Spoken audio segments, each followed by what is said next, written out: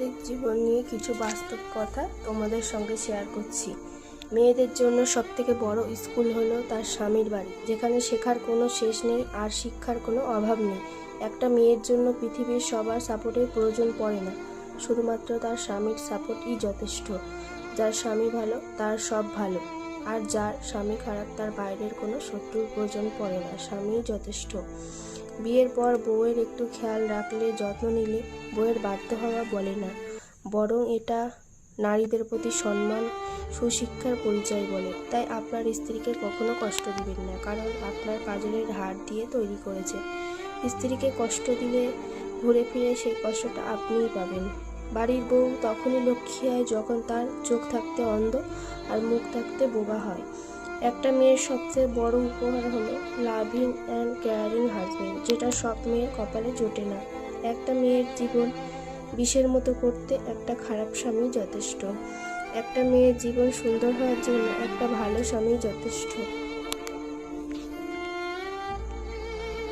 বিয়ের আগে মেয়েদের মা বলে বিয়ের পর যা করার করিস, এখন না। আর বিয়ের পর হাজবেন্ড বলে বিয়ের আগে যা করার করেছো, এখন আর করবে না। নিজের মেয়ের অন্যের ঘরে দোষ করলে তখন মেয়েটা বড্ড ছোট। তখন অন্যের মেয়ে দোষ করলে বলবে বাবা মা কি কিছু শিক্ষা দেয়নি। আমরা মেয়েরা সব থেকে বেশি বোকা, তাই ঝগড়া শেষে আমরা কান্না করি।